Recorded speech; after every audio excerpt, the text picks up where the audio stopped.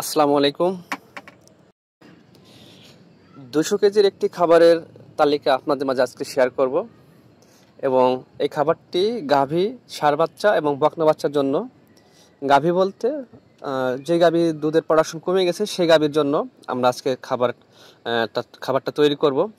কারণ যেহেতু দুধের প্রোডাকশন কমে গেছে এই জন্য আমরা খাবারের মানটা একটু কমিয়ে দেব। কারণ 5 থেকে 7 টাকা কেজি প্রতি হয়তো কমবে, খুব বেশি পরিবর্তন হবে না।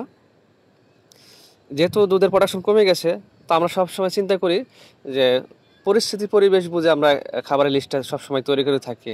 অনেক কথা বলবে, তো আমি আমার মতো করে করি।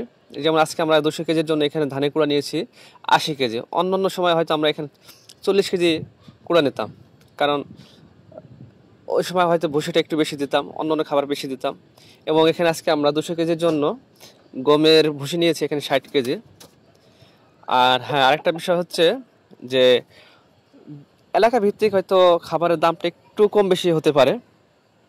তো আমাদের এখানে বর্তমানে 1875 টাকা গমের ভুসি বস্তা 35 কেজির জন্য।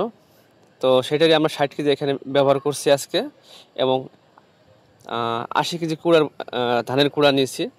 এরপর আমরা যেটা করব, এখানে অ্যাঙ্কারের ভুসি থাকবে, খেসারি ভুসি থাকবে, তো ডিসিপি থাকবে। এখন আমরা এখানে যেটা মিক্স করব সেটা হচ্ছে খেসারি ভুসি। আমরা খেসারি ভুসি এখানে নিয়েছি 20 কেজি বস্তা পাওয়া যায়। আমরা 20 কেজি একটি বস্তা নিয়েছি এখানে। এবং অবশ্যই আপনারা চেষ্টা করবেন ভালো মানের, বিভিন্ন কোম্পানি থাকে, তো যাচাই বাছাই করে আপনারা দেখবেন যে কোন ভুসিটা ভালো, কোয়ালিটি ভালো। কারণ প্রতি কেজিতে যদি আমার 5 টাকাও সেভ হয়, দেখা গেছে 200 কেজিতে আমার কিন্তু অনেক। 200 কেজিতে আমার 1000 টাকা সেভ হইতেছে। অর্থাৎ যেহেতু আমার প্রোডাকশন কম, সেই ক্ষেত্রে আমার খরচটাও কমায় নিয়ে আসতে হবে, কারণ আমার আয় আসলে না ব্যয় করতে পারি আমি। তো যাই হোক, আমরা এখানে এরপরে খেসারি ভুসি দিয়েছি। আর হ্যাঁ, আপনারা সবাই চেষ্টা করবেন ভালো মানের প্রোডাক্টটি দেওয়ার জন্য। কারণ অনেক ক্ষেত্রে বাজার থেকে যখন আমরা খাবারটি কিনে নিয়ে আসি, দেখা যায় যে বস্তার মধ্যে ভুট্টা অথবা খেসারি ভুসি হয়ে আছে। তো সেদিক থেকে অবশ্যই খেয়াল করবেন। আর এখানে আমরা আজকে 200 কেজির জন্য 80 কেজি কুড়া এবং 20 কেজি খেসারি ভুসি এবং 20 কেজি ভুট্টা মাগা নিয়েছি। কারণ ভুট্টাটা বেশ ভালো মানের ছিল, নতুন ভুট্টা। তো একটার পর একটা আমরা স্তর করে ছিটিয়ে দিতেছি, যাতে সব জায়গায় ভালোভাবে মিশানো যায়।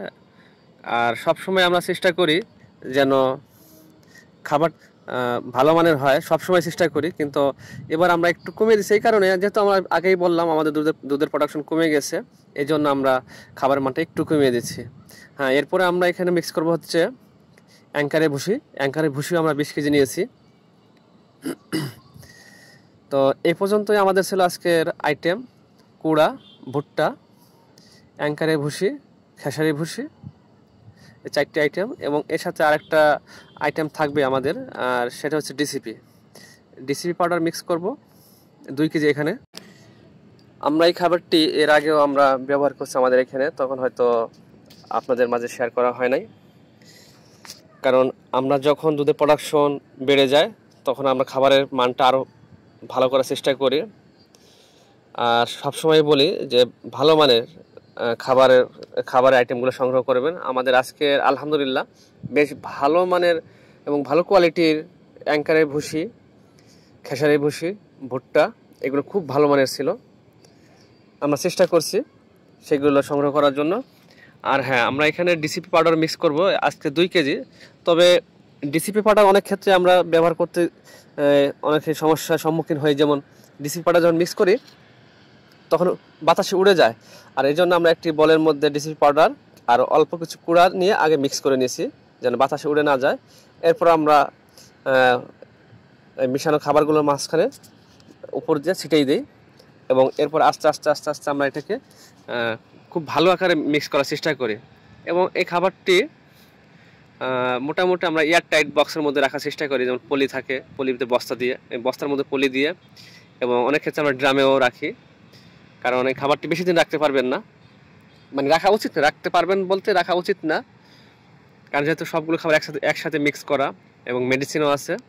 আর এই খাবারগুলোর পাশাপাশি আমরা আমাদের চাষ করা ক্ষেতের যে নেপিয়ার ঘাস, পাকচন ঘাস এবং জারা ঘাস এবং রেড পাকচন ঘাস, মোটামুটি 4টি ঘাস এবং অজানা ঘাস, এটা আমরা বর্ষার সময় ব্যবহার করি। আর বাকি 4টে ঘাস আমরা মানে পালা বদল করে দিই। পালা বদল বলতে আমরা 10 দিন নেপিয়ার দিই, আবার 10 দিন জারা দিই, আবার 10 দিন পাকচন দিই, আবার 10 দিন রেড পাকচন ঘাসটা সরবরাহ করি। যাই হোক, আজকে টোটাল হিসেব করে যেটা দেখছি আমাদের এখানে 39 টাকা 82 পয়সা খাবারের কেজি দাম পড়ছে। তো চাইলে আপনারা এইভাবে ট্রাই করে দেখতে পারেন রেজাল্টটা কেমন হয়। আমি এইভাবে মাঝে মধ্যে করে থাকি যখন দুধের প্রোডাকশন কমে যায়। তো সবাই ভালো থাকবেন। আসসালামু আলাইকুম ওয়া রাহমাতুল্লাহ।